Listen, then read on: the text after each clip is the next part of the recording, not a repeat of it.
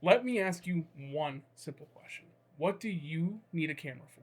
It can be to capture memories with your family and friends. It can be an opportunity to tell your story. Maybe it's to stop, slow down, and admire and appreciate the world around you.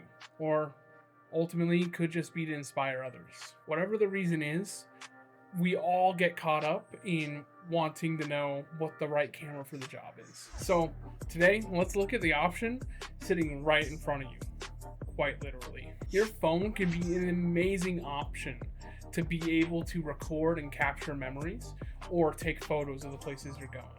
But simply put, there are some limitations. One of those being sensor size.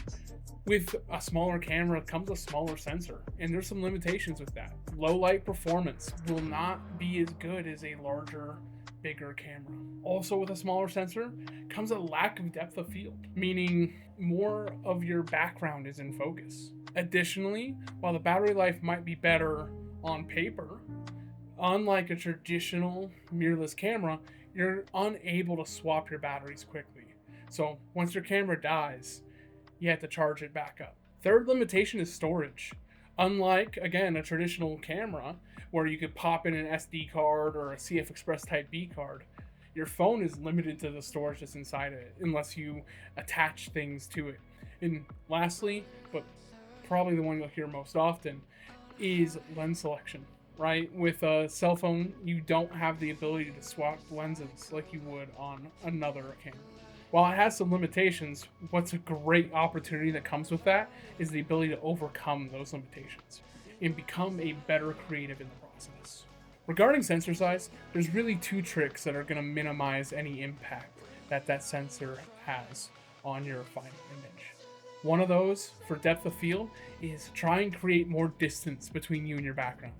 Sometimes it's difficult. You don't have full control of every situation you're filming in.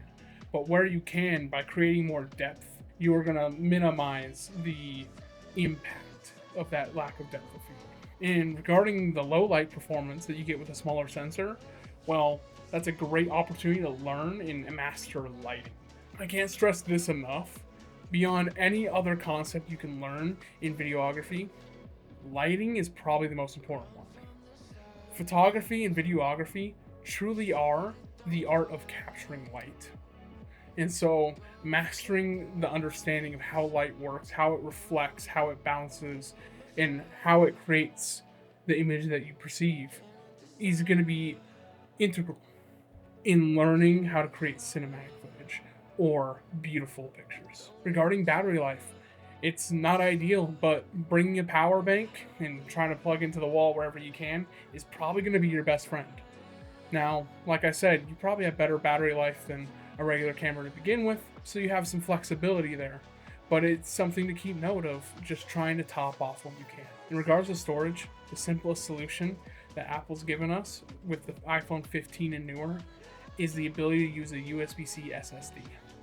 Simply put, an option like this Hagibis SSD enclosure is going to be critical in making sure that you can record content without fear of maxing out your phone storage. Now, in regards to lenses, I always recommend you get a cage or a case that's going to allow you to use filters.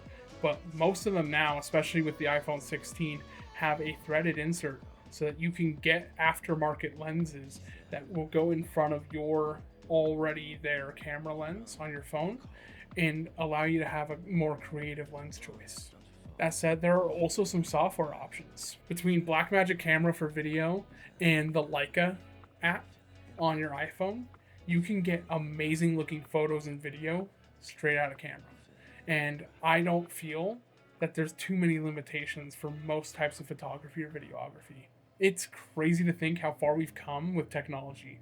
I remember back in the day with my Lumix GH5 and having to have a huge bulky setup just to get similar quality footage to what you can get out of your pocket these days. While there are some major limitations, and while we found solutions to those, there's still some major benefits that come from shooting on a phone. One of those being the fact that you probably already have it. I can't stress enough how the barrier of entry has lowered.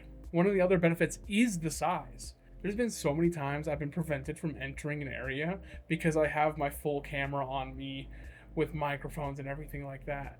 And I'm just not allowed because I don't have a press pass or whatever the reason is. And so being able to walk in with just a phone in my pocket with a couple of filters and maybe a microphone is so liberating. And the lack of worry I have about having all this expensive camera gear on me and just being able to put everything in my pockets is hugely beneficial to where I will take cameras with me. Beyond just that, you have to take a look at the accessories that are available for phones. If I were to need a gimbal for my Canon R5, I'm probably looking upwards of $350-$400 for something that can carry my camera with my lenses. Whereas I can go pick up a solid phone gimbal for $100 to $150.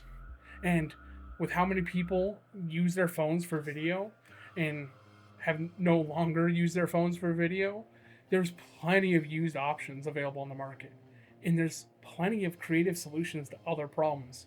If you're struggling with something in terms of getting an image out of your phone for whatever your situation is, there's more than likely an accessory that's going to help you get there. Now, you might have seen this coming, but I've actually shot this entire video on my iPhone just to prove a point. Now, you may have been able to tell, you may not have, but I think the bigger point is that it doesn't matter. It's the content and the story you're trying to tell that are going to be way more impactful into what your viewer takes away from that video.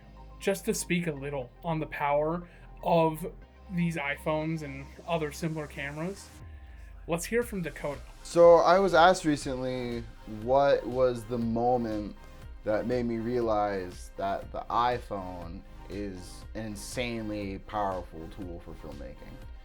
And I always had like an intuitive idea that was the case. I'd seen a project here or there, shot on iPhone, kind of thing. But the first time it became like a reality for me was when I got to shoot a short form video with the MrBeast team.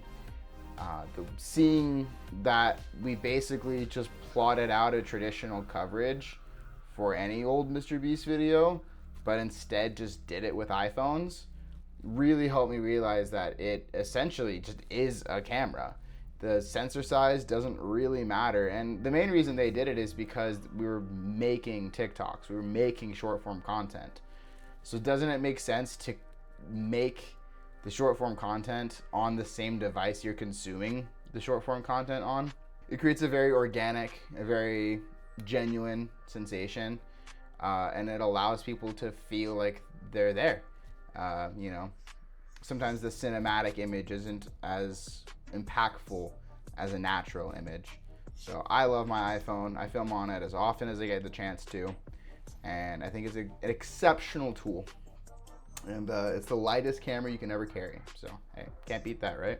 He spent extensive time using these iPhones to create the content that has garnered well over 100 million subscribers on YouTube.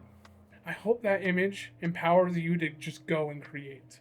And with that said, what are you going to go capture?